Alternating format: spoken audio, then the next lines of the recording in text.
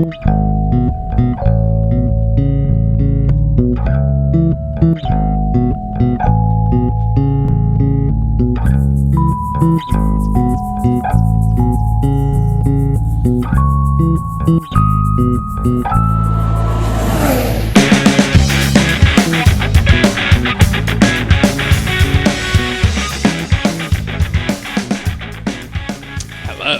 Hey guys. Hey. What's up? Hey everybody. Hey everybody. Hey guys. Hey, We're back. That's right. And All three of us. All three of us. The gang is back. Unfortunately. Sorry for the guys that listened to last weekend. Last week. It was just me and Mike. We held our own though. I think we did a pretty good job. Flat Out Fever podcast. Did you miss me? We did. And your laptop dying. Yeah. Twice now. I didn't miss this. It's Flat Out Fever podcast. FlatOutFever.com. Flat Out Fever on Reddit. Flat Out Fever at Flat Out Fever on Twitter or something.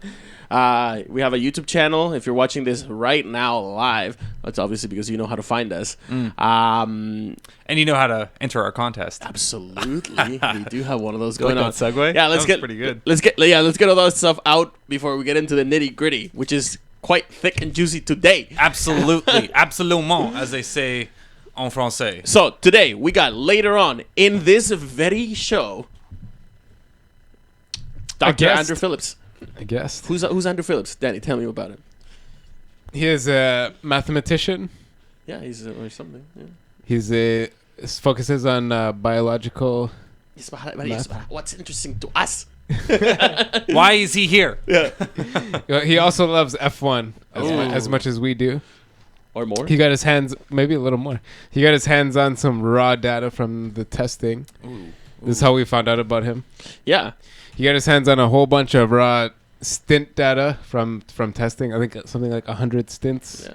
And he sifted through it all, compiled it into some graphs, and compared the cars. That's what he did most recently. Recently. He is the author of That's how we found out about him. Yeah, absolutely. And he's the author of the F1 blog. Really, really, really cool stuff. Really good information. We've talked about his articles before on the show. F1metrics.wordpress.com. Yeah, you want to check out the graphs and data. Yeah, he'll be Team with comparison. us in about an hour's time on our next segment of the show. A little later on this week. We got for the Bahrain Grand Prix. We are hosting again at the F1 and Betty's Day. It's gonna start bright and early because this time we're gonna do all the 11 o'clock races. We are gonna do live this year. Yay! That's pretty exciting. Yeah, well, 11 o'clock and I hate living in the past. and so 10:30 is gonna be the pre-show. Betty's doesn't open till 11, but they will for the F1 crowd. Just head straight upstairs. Unfortunately, it's excuse me, not legal to drink alcohol in public here before 11 a.m. Yeah, but as soon as the lights go off at 11 o'clock or at around 11 o'clock, we have Crack some cold ones. Yeah, crack some. They also cold have ones. a great all-day breakfast. It's Yes. not on the menu. You just got to ask for it.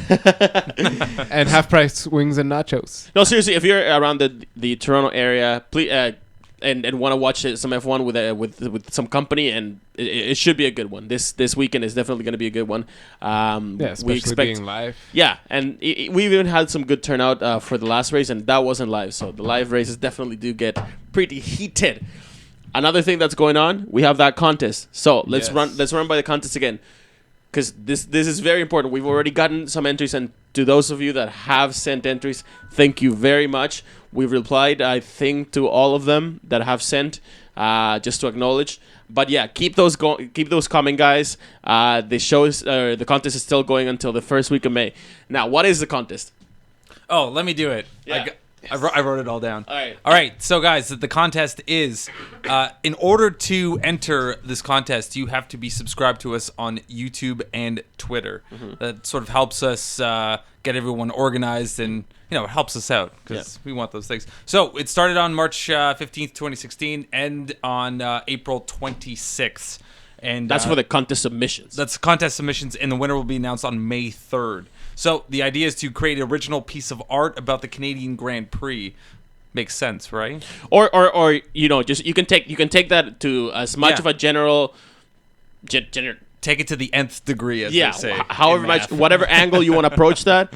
We've had contest entries right now that have been the slideshows of beautiful pictures. It can be a write-up. It can be a video if you want. Anything creative. Something physical. Yeah. Hey, yeah. A T-shirt. Do a song. Sculpture. We've had, As we mentioned, it's a very subjective contest. Yeah. But like I said, I think we'll know the winner when we see it. Absolutely. Right. Yeah, we're going to be the judges. That type of contest. Make no mistake, it's going to be for us. We get to pick. And so first prize is obviously 2 GA tickets to the Montreal Grand Prix, Canadian Grand Prix. For the whole weekend. Yeah. Fun times. Second place is 1 Flat Out Fever t-shirt of your size, 1 Bamboo t-shirt of your size, plus a CD. Fun times. Yeah. And then third place is a FOF Flat Out Fever t-shirt of your size. Absolutely. We're really excited about this contest, guys. We really want to spread the word out. Help us out. Spread the word to anybody that you know that would be interested in this.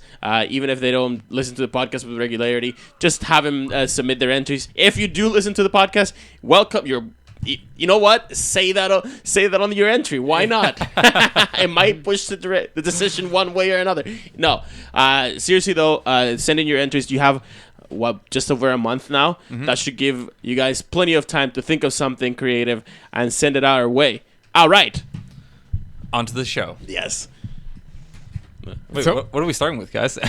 So Bahrain's coming up. Bahrain, obviously. Yeah, we got the Bahrain Grand Prix this weekend. It's interestingly raining in Bahrain. Last night, at least. Isn't that like a new thing for Bahrain? Because to me, it looks like a desert. It is a desert. It is like square in the middle of the. Well, I mean, Bahrain itself is an island nation, in the Persia. It's a landlocked piece of land, isn't it? It's very small. Let's look it up. Very, very small country.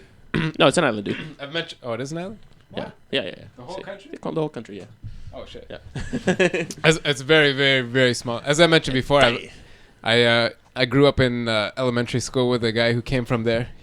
I remember he was the first person that I've seen, or maybe the only one that I've seen him see his first snow when we were like 8 years old. He barely spoke English when he came here. His name was Dwayne. So you call him Dwayne from Bahrain? He was Dwayne from Bahrain. Right now it is raining in Bahrain. Light showers, 23 degrees. Now that's exciting because... And actually rain and overcast until Friday. Yeah, but that's... Oh, Friday cloudy. That's rain, super exciting because there's never even been the possibility of rain for a Grand Prix here before. Rain in the Grand Prix? Yeah, well, or for any event of the Grand Prix. Saturday and Sunday are looking like full sun, 24 and 26 degrees. Okay, that's all right. I mean, that's... The race will be at night as well. A little cooler. Lots of things to look forward to with this race, though. We're going to have... Well, one thing that I'm not looking forward to is this qualifying nonsense. It's true. Yeah. We'll get to it in a second, but... Maybe it'll be better the second time. Everyone has a little... You gotta be positive.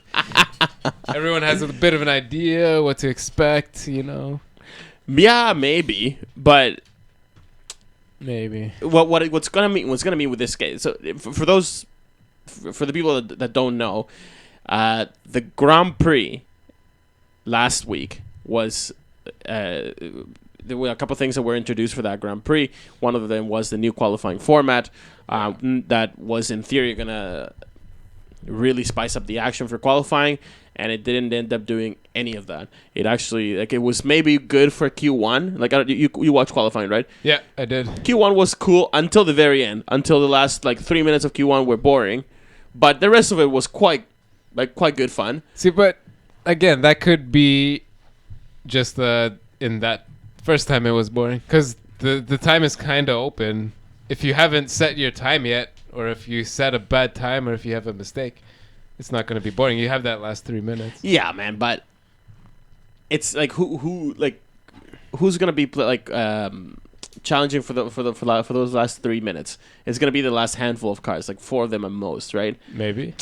And it's, if anything, it's going to give the engineers this second round of the qualifying, honestly, does anybody even know why they're bringing it back and not just instituting it?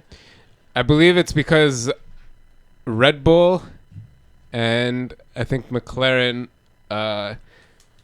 both voted down the what's it called? The compromise. Mm. The compromise that they originally proposed. First they said they're gonna go straight back to the old one. Then they changed their mind and said they're gonna do a compromise. Round 1 and round 2 knockout style.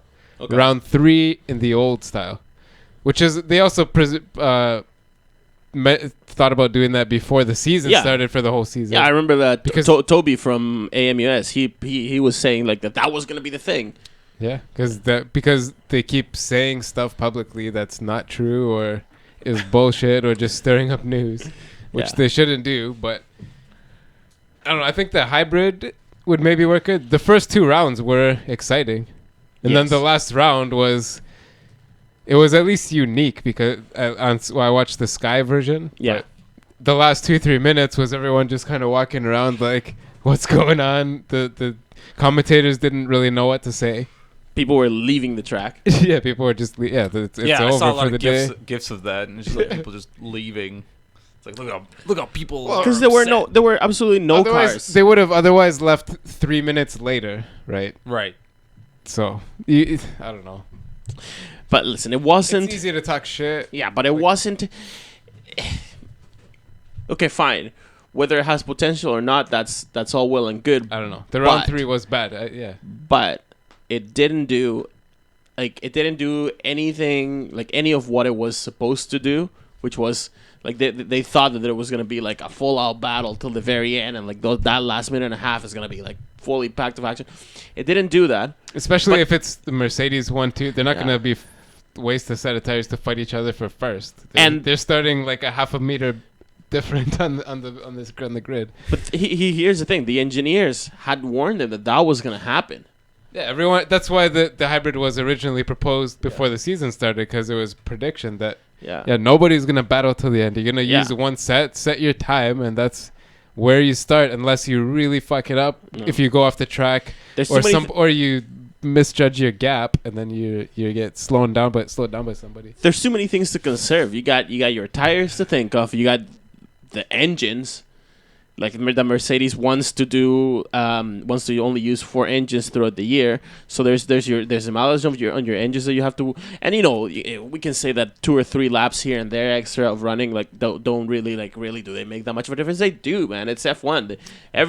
It's down to the limit. Everything is. Alonso's going to be using 5 engines this year, I believe. He doesn't get a free pass because he flipped his car over.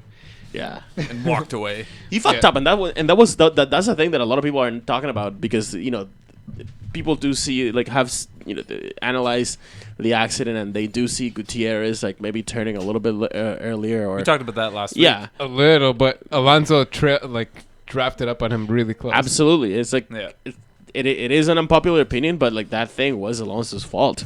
I mean, it was. To what degree I couldn't tell you exactly, but it was Alonso that caused that accident. Yeah, and he did. Maybe there is something interesting that I saw on Peter Windsor's channel. And again, if you haven't checked Peter Windsor's channel, he's gotten even better from last year. He's putting up content more often.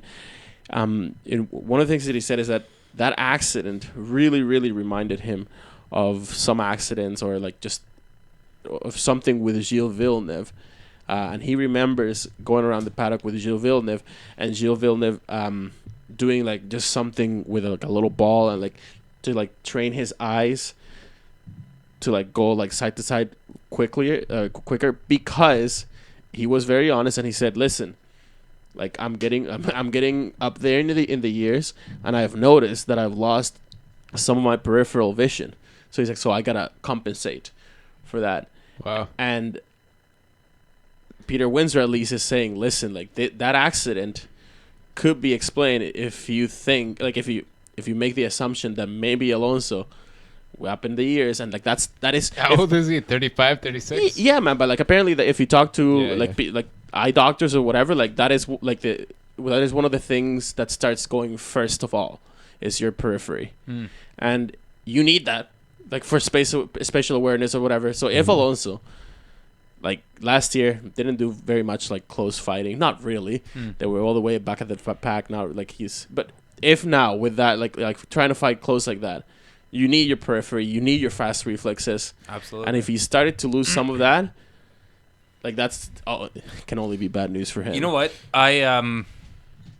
So you guys know this, but maybe not some of the listeners. But a few years ago, I lost some peripheral vision in my left eye, and I'm 30 right now, and I can tell you that it hasn't hindered my ability to react. Right. Okay. I can tell you that for sure. And I play goaltender as well in hockey. I play every weekend. And the thing about this is that you're constantly looking at your objective. Mm-hmm. Like, that's what you're doing. Like, I never use... Like, if I'm looking forward, I'm not doing this. You know what I mean? I'm not looking left or right while facing the same direction. I'm using my whole head to turn. And I think that's just common. I think that's just what you do. Yeah. And I think that excuse... It's not an excuse. He fucked up, I think. Yeah. And we're trying to, like, point the blame at, like, his, like... Yeah, he's getting old and shit like that. Sure, he's getting old, but he's still a great driver. Oh, yeah. I don't quite see it from that angle, only because... I think you misjudged that for sure. Oh, yeah. I think he was just being aggressive. But he should, I mean, or whatever. Like, just what some people are saying, you know, the less popular opinions about that accident still remain that, you know, it's Fernando Alonso. He should have known better. Like, right. He should. Yes, it could have been easily prevented, but he should have done that. He should have prevented it anyway. Okay, so you guys would know this more than I would, but like, has Alonso always been more so aggressive in his driving? He's a fighter. Yeah. I mean, that's it then. Like, if he's got a tendency, you know, like, but when you hear hooves, you don't think zebras, right? True. He's also popular and one of the great drivers because of his smoothness too. Right. He's known for that. Is he smooth? I don't know. Right. Well, I think a great comparison in that is Maldonado. Right? Like, you could argue like he's really what aggressive. Not to do. Yeah, but of what not to do, right? Yeah. He crashes or gets in trouble a lot, but at the same time, like, you look at someone like Alonso, also quite aggressive, but he just has a grace about it almost, right? Absolutely. No, it's Alonso is, without a doubt, when he's on, he's one of the most not interesting, exciting. One of the most exciting drivers to see drive. At 300, you know what? Like, you're allowed. It's in the rules. You can make a direction change to defend your position. Yes. Alonso was coming up really fast on the back of that car, and he misjudged the pass by less than half a second, a quarter second difference, and he wouldn't have clipped that back tire. Right. And it would have, he's coming up extra speed. Whether or not, you could see on the telemetry they showed Anthony Davidson with the SkyPad after the braking or the deceleration point was pretty far apart, but that's, I don't know. It's just bad reaction, I think. Just a slow reaction. It's his fault. He flipped around. There was came out today that he hit 46 G. Jesus in that crash. His engine was completely destroyed. They have to get in a whole new engine. We threw some quick maths together, and basically it would be as if your head, like, for that split second, average 11 pounds. You calculated right. Yeah, as if your head. Dr. Phillips would be proud of us. If your head weighed like just 508 pounds, I think it was.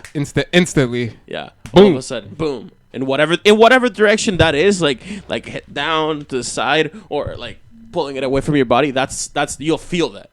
I would assume the max G was when the car landed on its tail, I guess. Like, he flipped in the air and landed sort of on like when he went end over end. Yeah, maybe. I would guess that. Yeah. When it had the biggest bump, I guess. I don't know. He's going, I don't know, man. He's going so fast. And listen, that's one of the things that if an accident, I watched that like 20 times too. The slow mo, the high speed is insane. When you watch the high speed, it just it happens in a blink of an eye. Boom! Yeah, the slow motion is crazy. You see the one side of the car just crumbles. The left side of the car and just spraying out coolant from it. It was nuts. Crazy. We saw it. It was good. Man. It was exciting, and it threw the race. It threw a wrench in the race. Sorry for the list. If you guys talked about this last week, we kind of did. Yeah, Sorry, it's newer to me. No, yeah. Looking forward to this weekend though. I mean, Alonso has been posting some stuff on Twitter about how like he was pill, no walk, no bike, a bunch of emoticons. The bicep. Yeah, You check his Instagram or whatever that was. that was on Or Twitter, maybe Twitter. Instagram, Twitter. whatever it was. Twitter. He'll be back, but with a new engine. Yes, But you could expect him something if the rules are the same this year. 20 positions for an extra engine. Is that what it is? if Or the rules are 15? the same, but like I man, think that's they are. they're not gonna let that stuff fly. Yeah, there anymore. it is right there. Yeah. Wait, he's gonna end up using. Well, actually, do you know what? I think there's 5 engines this year because there are 21 races. Right. None of the races are canceled now. Well, I mean, so far, So far, we still. Monza is going ahead this year. Oh my god, that's another silliness. Before we get Before we into get deep into that. all that, let's go do a quick track guide Little more of Bahrain. the Bahrain Grand Prix. And here you are. You have it on Google Maps. You can find it. Actually, zoom out like from here a little bit so that people know where this is. I was doing that at the beginning of the show. Oh, okay. Yeah, like this is a tiny little They island. have their military. It's right beside the military air base, right on the right in the center of the island, pretty much. You could see in the overhead shot, like the helicopter shot That's a we were different looking island. at before the show. Different island. That's Qatar. Oh, whoops. I was like, yeah, why am I in the wrong one? Yeah, you could just see on the horizon the sea from the racetrack from the Oh, yeah. helicopter shot there. Yeah, absolutely. It's a very flat island. All right, let's look My up the computer's circuit. fucked, man. The browser won't even open now. Hashtag rip Danny's laptop. Yeah. We'll make it a thing. I'm going to Windows, Microsoft. Microsoft can kiss my ass. Yeah, it's called the Sakir circuit. The Bahrain International Circuit. People know it affectionately as Sakir. Well, it's fine. Yeah, now again going to be the night race this year. Fully lit. I think that's pretty cool. I think that like I like it. I like that's the night that's one races. change that I actually like. I like like that. I like the Verstappen's quote. I think it was this morning. He said he loves the night races because it's like you're driving into space with the overhead lights. For some reason, it reminds me of Wave Race 64. There was like one racetrack where it was at night. What's up? What are you talking about? Wave Race 64. Do you guys What ever do you play want to that? do? Race. Wave Race, yeah. Oh wait. Yeah, that was like one of the first like sick games for Great 64. fucking- I have it here still. It's fucking great. And if you beat the game properly, you can ride a dolphin. Anyways, it's great. But yeah, more and more races go into night races. It's a challenge, but it costs a lot of money to do these lights to light, installations. I mean, if Qatar wins a contract, there'll be a night race. So there's 3 now, anyways. 2 night races and a sunset race. Right. Yeah. They do the quali in sunset though, don't they? In Yes. daytime. Yeah. Yeah. And the race at night. Oh, sorry. Just to jump back very, very quickly. So I know in the NHL and especially in football nowadays, like there's a huge thing on concussions. Like concussions are massive. Mm-hmm. Is there any protocol for that in Formula One? Head safety is a huge thing in motorsports in general. Because I'm assuming like Alonso, you don't just take 500 pounds of heat to the head and just be like okay with it. Like we were talking before the show. If anyone that watches the MMA, or if you've seen Ronda Rousey get kicked in the head, she was somewhere around the same, like 40 or 50 G. Some on the, I don't know. I saw a news article. Somebody used like the average weight of a woman's leg and took the video how many frames that leg came up and calculated the G force on her head was something close to that 40 or 50 G that she took straight to the head though. Alonso felt that I guess on his body. His chair broke, so the FIA is investigating that. The chairs aren't supposed to break. That's a lot of force Carbon to break fiber that carbon fiber chairs. thick ass chair. That the chair is made to support everything. It holds your whole body. It's also like they're also bespoke. Like each driver has the chair made to his own body particularly, so there's not a lot of give. So you can't blame it on that, on like maybe like the rattling of his body while he was. But so if you go on YouTube, you can see making of those chairs type of videos. Basically, they put on their race suit and sit in a big tub of gel, and then they'll sit there until it hardens, get out, and then they use that as template. The negative form of the mold for their seat. Yeah, and that seat is made direct, especially for each body, each person's exact size. But what you're saying, the protocol this year, which we talked about just before the season too. The FIA instituted. You'll see a little rectangle, like looks like the size of a chocolate bar, sitting in front of each driver's face, and that's a high-speed camera, 400 frames a second. Holy that's shit! Filming right to the face, filming their face constantly, and I think it just loops like a 5-minute video or something. And if there's an accident, it stops and saves. So they have a super slow-mo video of his head, and they'll be able to see exactly how it moved. Yeah, frame by frame, they can calculate how heavy is his head and the helmet, and how much did it move, how much head trauma he sustained. Because I know, like in the NHL, I'm not sure about the NFL, but like if there's a big hit and there's like a hit to the head to any degree, like they'll put these guys in like I can't remember what they call it, but essentially they put them away for like 20 minutes and just like check their reaction, check if their speech, check everything. Did Alonso go through any of that? Oh no, he would have had to go like through like the medical delegates and like the doctor, see the doctor. Oh, for sure. Okay. And the G-force measurement is something that was brought in, I think, 2 years ago, maybe 3 now. It's in their earpiece. One of the 2 earpieces they have. Wow. For the ear. Basically, it's a earplug, headphones, and records the G-force from their head. That measurement was from his head, but obviously he would have felt it on your whole body, but. Because most of the F1 the car accident related death happened because of a blow to the head. Mm-hmm.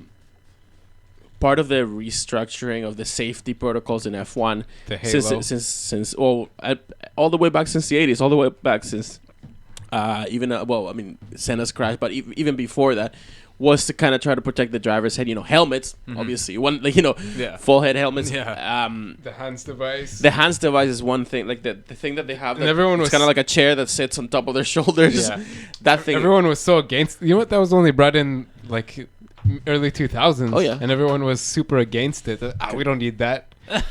And now that might have saved Alonso's life just last week. It's saved probably in the dozens. Like it's used in almost ubiquitously in racing now. Like you put on the hands device. Wow. It's basically attaches your head to your torso. I remember and you can't basically spin that on. Yeah, it makes your neck unbreakable, more or less unbreakable. There's the helmet to the thing. You see them hook the hands device to the 2 hooks on their helmet, and it sort of locks your head in there. Yeah. That's saved tons of lives. For sure. From whiplash or like, ripping your shoulder muscles in those crashes. Yeah, absolutely. He would have died years ago. Oh yeah. And one of his quotes. I'm surprised he didn't. That's the crazy part. The article I read this morning, actually, he said he probably did get some brain damage. He's had trouble sleeping this week. He had admitted, and he also said that he feels like he spent some of the last luck points of his life, and he's one of his 9 lives, right? Yeah. He's been in actually a couple big accidents in his career. Wow. That was maybe the biggest. I don't know. That one in Belgium, arguably the biggest. That one and the one in Belgium when like Grosjean almost. Yeah, but that was luck too, man. Yeah. Grosjean, that was by inches, man. Grosjean would have drove into his face, and he would have died from that. It was by the car went in front of his face, like by chance at the first corner. If you haven't seen that, you don't have to put it up there because we might get a video taken down. But look up Belgium 2012 Alonso, just for yourself to see. But he almost. Anyways, it was interesting quote. He's like, I feel like I really spent some of the last luck points in my life there. Yeah, fuck. And then he said he noticed he had a gap and he like crawled out from under the car. Yeah. He said that he knew his mom was watching and that he wanted to make sure that his mom knew he was okay. Jesus. Yeah, crazy crash. Oh. But oh my god. Oh, this guy. Yeah. This fucking guy. His luck. Yeah. Grosjean was on his way to becoming Maldonado too. Yeah. He sort of turned himself around. He stepped back, took a few deep breaths, I guess. Going back to He's back Bahrain, in fine form though. Yeah, this sorry, weekend. Sorry to jump ship there. Derail. Fuck. This is the track. Do we get this on, Mike? Right now? Yeah. Ah. So many configurations of this circuit. The Grand Prix track is the one like it goes down. It goes down that way. Yeah, that way. Back around. Yep, that way, up around, and that way. Yeah, exactly. This is the one I said that looks like a whale. Yep. yeah. Kind of, right? Like this Kinda. is the body and that's like the tail or something like that. They yeah. That was it. Yeah. Something that like where the top right there. This one? No.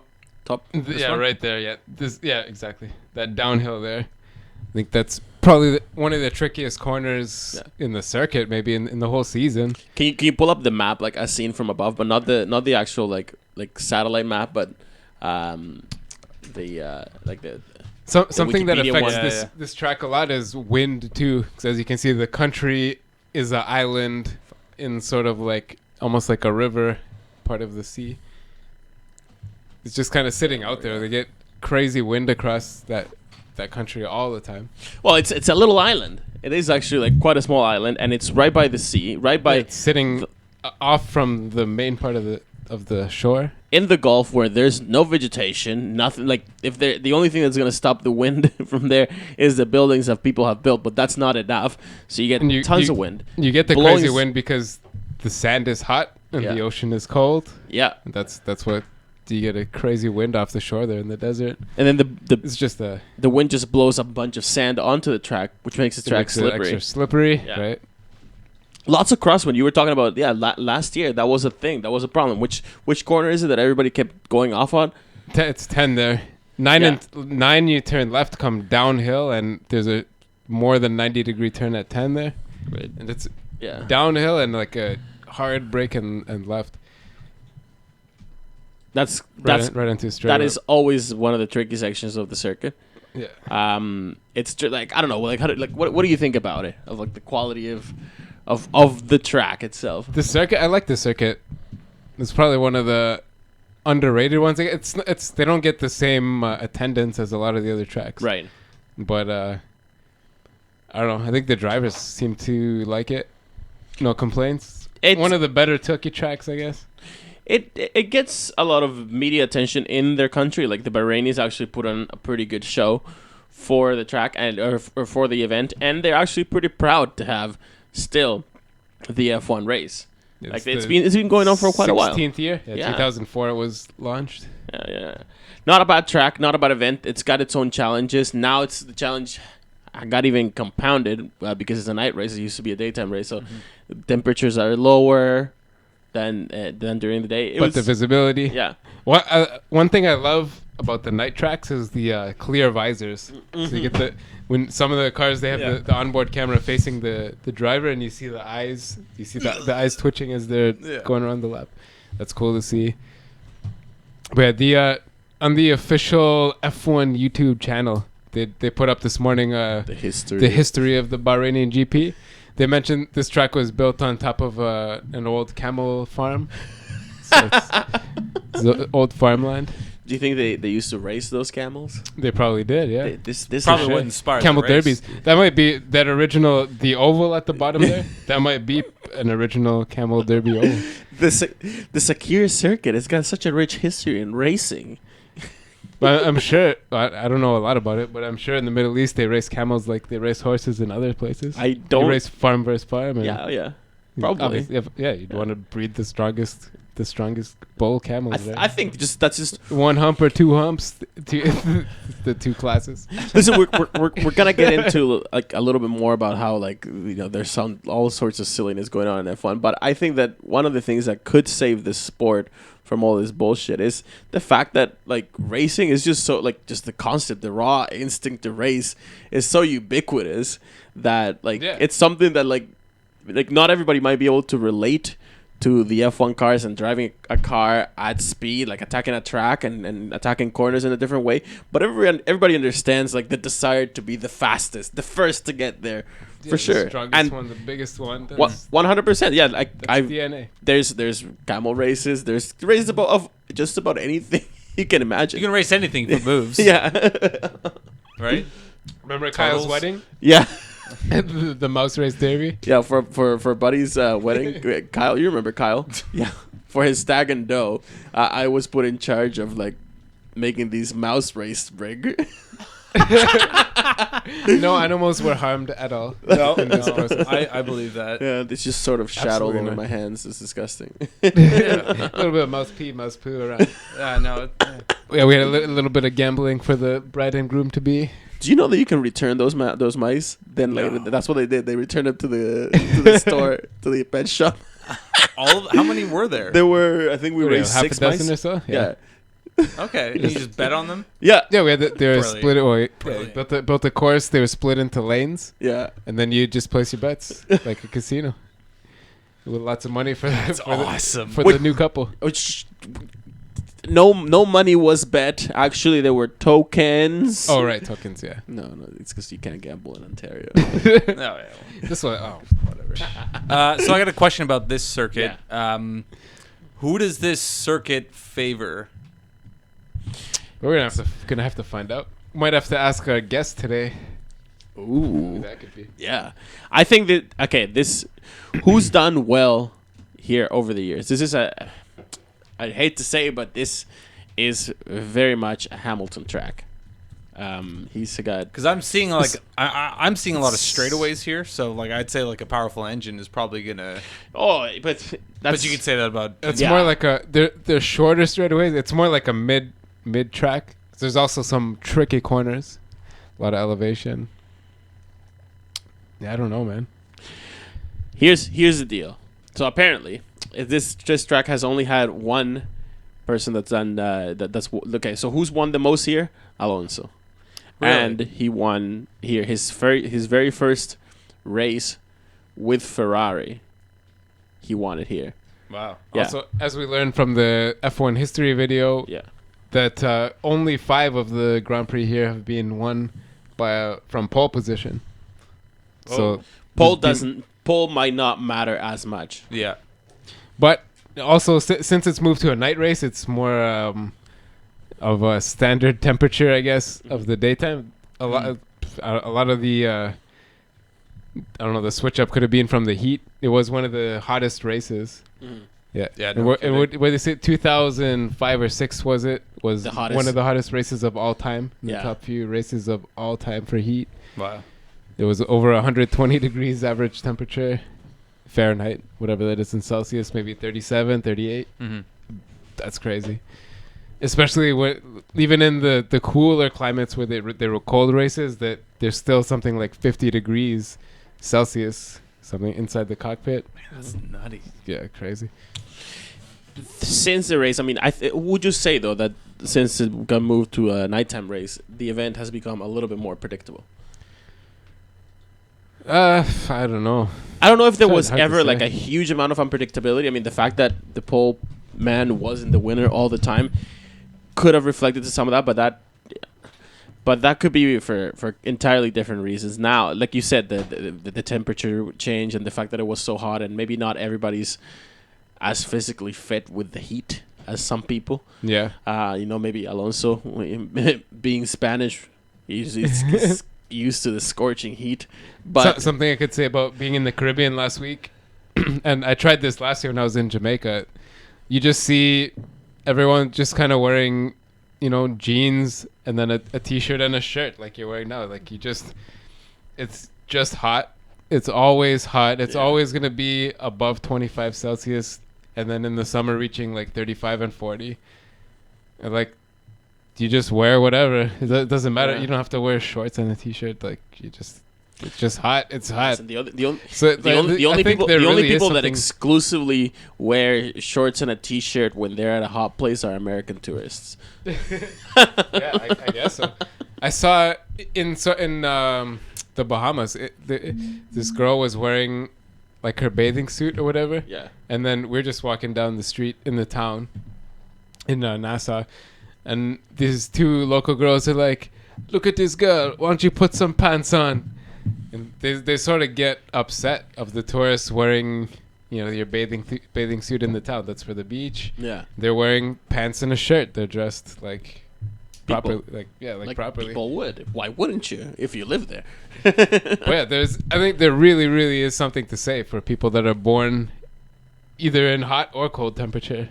Oh. You know what I mean? Like you take somebody Inuit or, like people that live in the tundra and the Mongolians or whatever that live in the cold area, and you move them south or vice versa. They'll be too hot. Take a Bahraini up there and be like, what the fuck?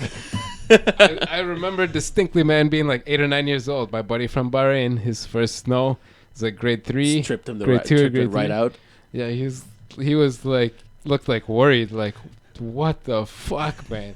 I was like, you've never seen this even on TV? He's like, no, man. Like, he's like trying to catch snowflakes. But yeah, like where we live it's not exactly temperate here, but I don't know. Toronto's gotten pretty soft in terms of temperature. It's not like, I mean, It's warmed up a bit. we live in Canada, But but you can say something. You grew up for 15 years 16, in 17 actually. bad humidity and jungle heat, right? Well, the thing is that like people like exactly like you said, like people just like if you grow up there, like you're just used to it, and that's not gonna stop you from wearing 2 layers and jeans. Like that actually like Yeah. the way I look today, like I spend most of my teenage years like with this getup, pair of jeans, a shirt. If anything, like on hot days, I'd like unbutton all the way down, and that's it.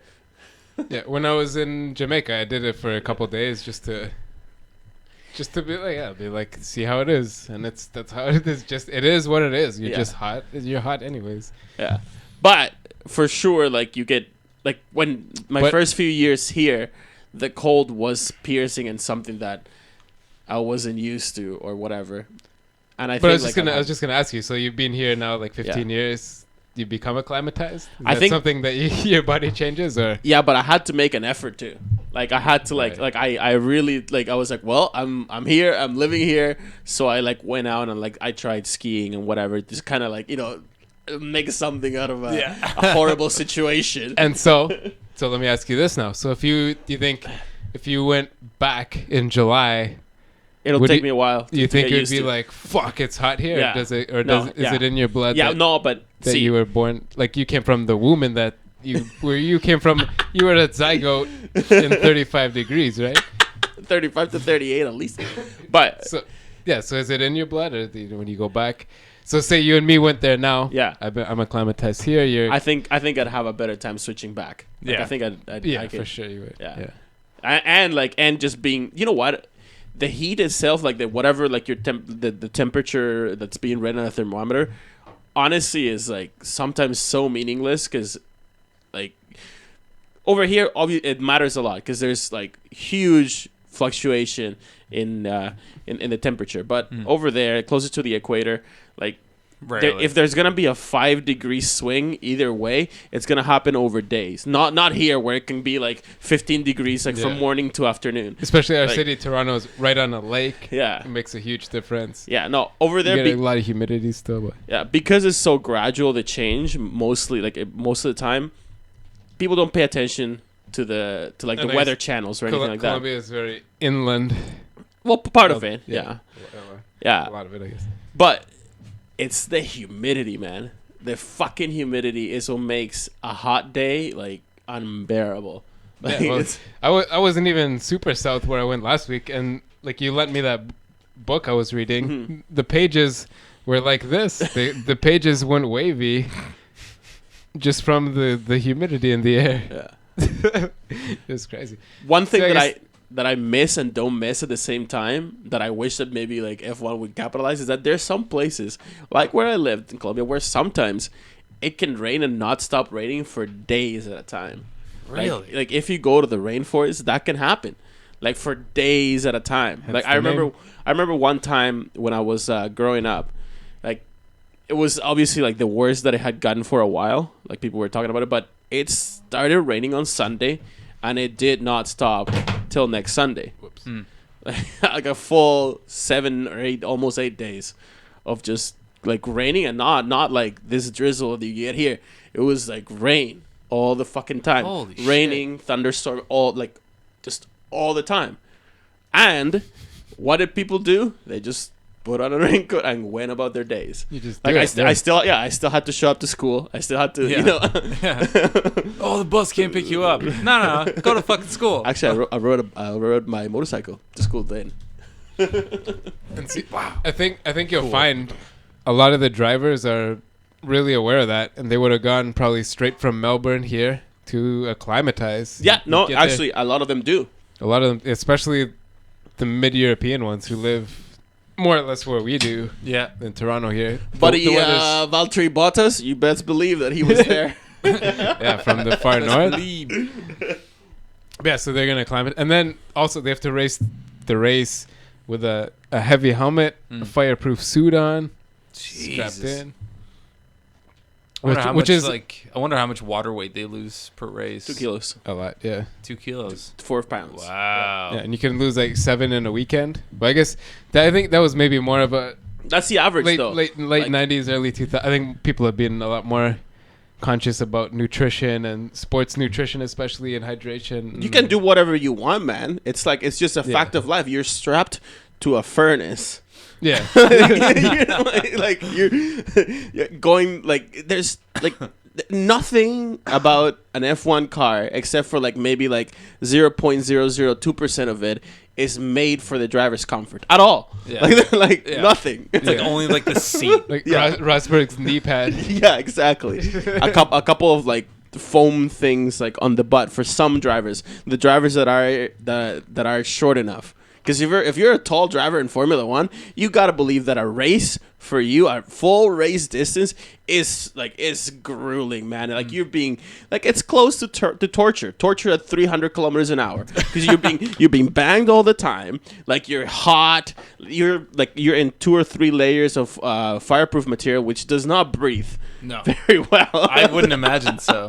No. If you're creative like Bruno Senna, you put some mint infused underwear on. I guess. Is that real? I don't know. He soaked them in mint juice. Apparently I've never heard that before. for racing drivers, like this is something that this is something that Bruno Senna was talking about. That there's I guess like different kinds of fireproof underwear for racing drivers, Right. but this one kind comes infused in mint because as it starts getting hot and you start sweating, It gets that tingly feeling. yeah, so it kind of makes you feel like, oh, it might be cold. No, it's just burning your skin with mint juice. So a follow-up question: Who Yeah. is the tallest Formula One driver at the moment? Right now, Button? Hulkenberg. Hulkenberg? Yeah. And then I maybe believe Button. Button's pretty tall. He looks pretty lanky though. Button. Palmer is kind of tall too. Yes, he is taller pretty tall. than He's most of us. his chin is like, I'm skinny, but his chin is like, I think the only one of the real, but see, Hulkenberg is tall for F1 standards. Hulkenberg is not taller than me. He's 5'11" like me. So Okay. that's as tall as F1 drivers get, and a lot of them, like when you see them face to face, they're little dudes because Yeah. they're They like have to jockeys. yeah, it's very similar to being a jockey. You want your weight low, Yeah. and yeah, so there's something with the like if you look at the BMI, the body mass index chart Yeah. of like how much you should weigh if you're a certain height. Yeah. It's about 10 pounds an inch where you change. Okay. So for an F1 driver, and especially with them trying to build the cars to the limit of the minimum weight, Yeah. you got to be super skinny. Yeah. Like Ricciardo was complaining. He's like, man, I'm skinny and they want me to lose like 9 more pounds or something. He was complaining at the start of the season. So think about those drivers. He's one of the physiologies. taller ones too. Yeah, yeah. He's like 5'9" or something. He's like my height and he's a tall driver. But think about that. Yeah. So if your physiology comes to play to that extent, a guy that like Hulkenberg, like Ricciardo, don't have much more fat to lose, right? If you're put like through the grueling desert heat, where you're gonna be like losing more fluids than perhaps somewhere like in Britain, then you got like for them. These kind of races must be like just especially hard, especially demanding. Obviously, they're gonna compensate for it and train a different way. So you can still do that. So that's why it's not completely like 100% unfair to put them in the same category. So like drivers can do things to compensate for that, but it's gotta be retarded, man. Couldn't they just like cut off their legs? You gotta press the gas and brakes. Gas. They still use right them for legs that. gas, left For some legs reason, I thought it brakes. was all in the. They That's can all in make the it in feet? the front. Yeah, no, it's But all in the. if you try to crazy imagine, fucking like, thing. as a listener, look at your torso area. Take about a 1 inch. Imagine a 1 inch slice of torso. an average, like think of it as a steak, gonna be about 10 pounds, right?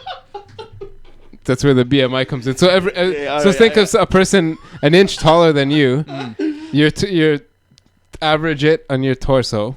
You take that slice. That's about 10 pounds every inch taller that you are. So it's, if you're thinking of it as that's how like stuff with fighting and jockeys works too. You got to be short. You got to be small. Could they just not? That's where weight class comes in. Donate like non-vital organs. Like there must be something. Like you'd be like, yo, Alonzo, you want to like gallbladder, one kidney, one. You can live on one lung even. One lung, one kidney, one. Absolutely. No gallbladder. You don't need gallbladder. Gallbladders. My mom doesn't have hers. My sister doesn't. My mom got hers taken out too. It's pretty small though. We're gonna encourage these drivers. Like, you're gonna see like F1 drivers filing up in front of like this donation clinics all over. If you take out your gallbladder, I don't think you can drink too much of that Chandon anymore though. God, fuck this stupid. The year is 20XX, and all it is just like these like brains in a cavity, just driving these cars. Yo, man, there's like right now, like fucking reading mind waves and translating that into machine movement has never been as good. Like there's movable like 5-digit hands that people have, like prosthetics. The people that lost like their limb have been able to operate just by fucking conjuring a thought. So yeah, let's like chop these guys. What the next generation of F1 drivers is not gonna be the 16-year-olds as some people fear. It's gonna be a bunch of half men. that is just a torso that gets like wheeled into the car and put like that. Like you know how like in the old school like those little kids, those little kid toys. Like there's like a thing, like if there's ever a car, you just like slide the dude into like a circular, you know what I mean? Just put the driver, slide him down there, and then let his artificial legs do the braking and and accelerating. I want to see a Twitch drives Formula One. If you ever see, there was like a Twitch plays Pokemon. Oh yeah, and they had like hundreds of I think it was close to like 50,000 people playing this thing, and they all inputted a command, and they beat the game.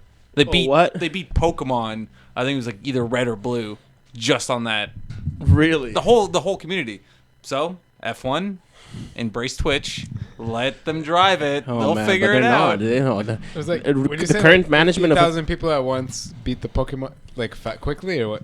I think it was like a few days. It like regular speed. Regular speed. It wasn't sped up or anything like that. Wait, each person was only allowed to do one click at a time? Well, like I think it took like the medium of all of them. Oh yeah. And it just would pick it. So it was like a vote. Sort of. Vote by command. Yeah. And then the most commands that it would take it. Yeah. Oh, wow. Well, we got our guest.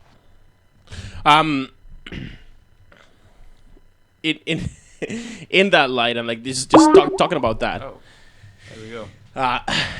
F1 has been involved in all kinds of silliness and silly talk recently, and definitely the sport is not going in the direction that we wanted, that the fans themselves don't want it to go. I guess right now, like we're gonna take a short break right now, and we'll be back with our guest who's on the line. And we'll continue with the banter and normal speculation. Mike?